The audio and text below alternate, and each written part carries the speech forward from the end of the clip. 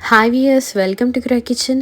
ఈరోజు మన కిచెన్లో నేను ఎంతో హెల్తీగా ఉండే ఓట్స్ ఇడ్లీని చూపించబోతున్నాను. నార్మల్గా ఇడ్లీ అంటే ప్రతి ఒక్కరికి ఇష్టపడతారు కదా, బట్ ఈసారి ఓట్స్ ఇడ్లీని చూపించబోతున్నాను. ఇలా ఓట్స్ ఇడ్లీని సరికొత్త పద్ధతిలో మీరు కనుక ప్రిపేర్ చేసుకొని తింటే హెల్త్తో హెల్త్, అలాగే టేస్ట్ అండ్ ఎవ్రీథింగ్ కూడా వచ్చేస్తాయండి. ఎంతో మృదుగా ఉండే ఈ ఓట్స్ ఇడ్లీని చూసేద్దాం, వచ్చేయండి. ముందుగా నేను 2 cups ఆఫ్ ఓట్స్ని తీసుకున్నానండి. ఫస్ట్ టైం ట్రై చేసే వాళ్ళు 1 cup ఓట్స్తో ట్రై చేయండి.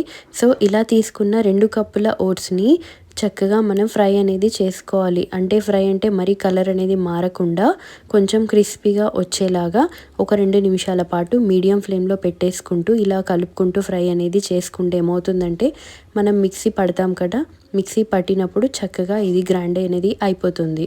సో మీకు చూపిస్తున్నాను చూడండి. ఇలా పట్టుకొని చూస్తే మనకి ఇలాగా తుంచితే ఇలా ముక్కలు అయిపోవాలన్నమాట.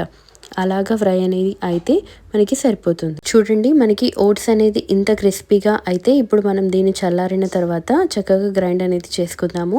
ఒక మిక్సీ జార్ తీసుకొని మిక్సీ జార్లో చక్కగా ఇలాగ గ్రైండ్ అనేది చేసుకోవాలి. చాలా మెత్తగా అవ్వాలండి. మనకి ఇడ్లీ పిండి ఎలా అయితే ఉంటుందో అంత మెత్తగా, పొడి ఎలా అయితే ఉంటుందో అలా మెత్తగా అవ్వాలి. ఇప్పుడు దీన్ని నేను ఒక బౌల్లోకి ట్రాన్స్ఫర్ అయితే చేస్తున్నాను. దీంట్లో ఒక 1/2 కప్పు బొంబాయి రవ్వ అనేది వేస్తున్నాను. వేసిన తర్వాత మళ్ళీ ఒకసారి కలుపుకోవాలి.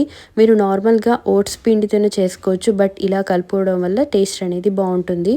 అలాగే దీంట్లో 1 కప్పు పెరుగును కూడా వేస్తున్నానండి.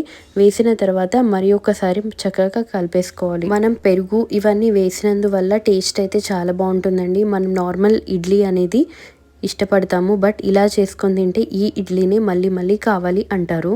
అండ్ ఇప్పుడు దీంట్లో నేను కొద్దిగా వాటర్ అనేది యాడ్ చేస్తున్నాను. వాటర్ అనేది మరీ ఎక్కువ వేయకండి. ఒక 2-3 స్పూన్లు వాటర్ అనేది చెక్ చేసుకుంటూ వేసుకోవాలి.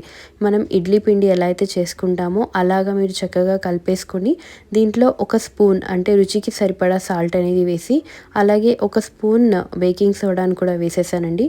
వేసిన తర్వాత మళ్ళీ ఒకసారి కలుపుకోవాలి. మీ దగ్గర బేకింగ్ సోడా అనేది లేకపోతే ఈనోతో అయినా ట్రై చేయొచ్చు. ఇప్పుడు దీన్ని మనం 15 నిమిషాల పాటు పక్కన పెట్టుకుందాము.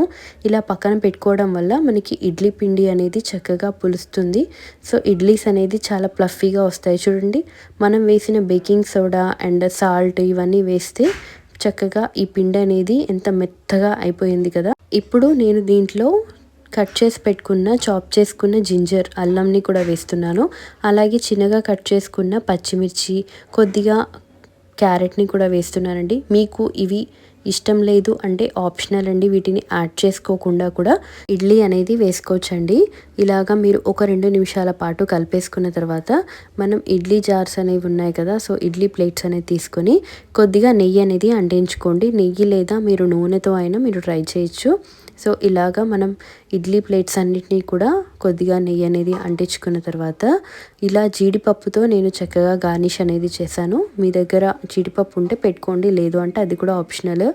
దాని తర్వాత మనం ముందుగా రెడీ చేసి పెట్టుకున్న ఇడ్లీ పిండిని చక్కగా ఇలా ఒక్కొక్క స్పూన్ చక్కగా ఇడ్లీ ఎలా అయితే ఉంటుందో అలాగా మీరు పరిచేసుకొని మనం మరుగుతున్న వాటర్లోకి ఇలాగ దింపేసుకొని, నార్మల్గా ఇడ్లీ ఎంతసేపు ఉంచుతారో అంతసేపు ఉడికే వరకు 15 మినిట్స్ తర్వాత తీసి చూస్తే ఎంతో మెత్తగా ఉండే ఓట్స్ ఇడ్లీ అనేది రెడీ అయిపోయినట్టే. చూడండి ఎంత బాగుంది కదా, మనకి చూస్తుంటేనే చాలా టెంప్టింగ్గా ఉంటుందండి.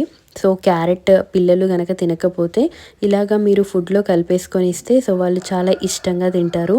పెద్దలకు కూడా చాలా మంచిదండి క్యారెట్ కానీ ఓట్స్ కానీ, దాంట్లో ఉండే విటమిన్స్ అండ్ కళ్ళకి కూడా చాలా మంచిది కదా. ఓట్స్ అనేవి కూడా చాలా డైజెస్టివ్ ఫుడ్. సో నార్మల్గా మినపప్పుతో కంటే ఇలాగ మీరు ఓట్స్ తప్పకుండా ట్రై చేయండి. ఈ వీడియో కనుక మీకు నచ్చినట్లయితే మీ ఫ్రెండ్స్ అండ్ ఫ్యామిలీ మెంబర్స్కి తప్పకుండా షేర్ చేసి, లైక్ చేసి, షేర్ చేసి సబ్స్క్రైబ్ చేయండి. మరెన్నో కొత్త అప్డేట్స్ కోసం మా ఛానల్ గృహ కిచెన్ని ఫాలో అవ్వండి. Thank you.